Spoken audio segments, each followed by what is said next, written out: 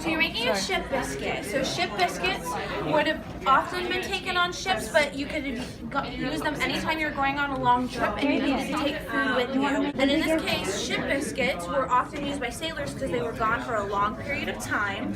And so you would want something that isn't going to go bad. And so these are made of just flour and water, because if you put other things in them, spices, flavorings, fruit maybe, it would go bad. And then we're going to use our stamps. So they would have had maker's marks that were the stamps used by the bakery, and that would have helped you identify which bakery had produced those biscuits. But today our stamps is Alexandria 2018, and that's at station number 2. So once you rolled it into a ball, you can move down to station number 2. When you ate it, would it be hard to eat? It would have been. So I've heard that in many instances they would have like dumped it in their coffee or tea. You would have probably wanted to eat it with something else because it would have been very dense. Now, if it was only flour, it doesn't sound like it would be very nourishing either. Yeah, that is true, which is one of the many reasons that people who are on ships had a lot of nutrient deficiencies like vitamin C, which will lead to scurvy.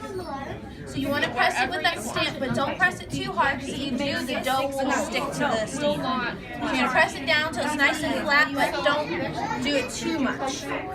Was it a matter of pride that the baker would put his imprint on it? I think it was that, and also, you know, with a lot of products, you think of all the vehicles on the road have the name of who made them. So if somebody likes the product, they know where to go get more. How could one hardtack be better than another? It seems like there wasn't much room for variation. Don't overbake them so they're not burned. Oh. That's what I'm guessing.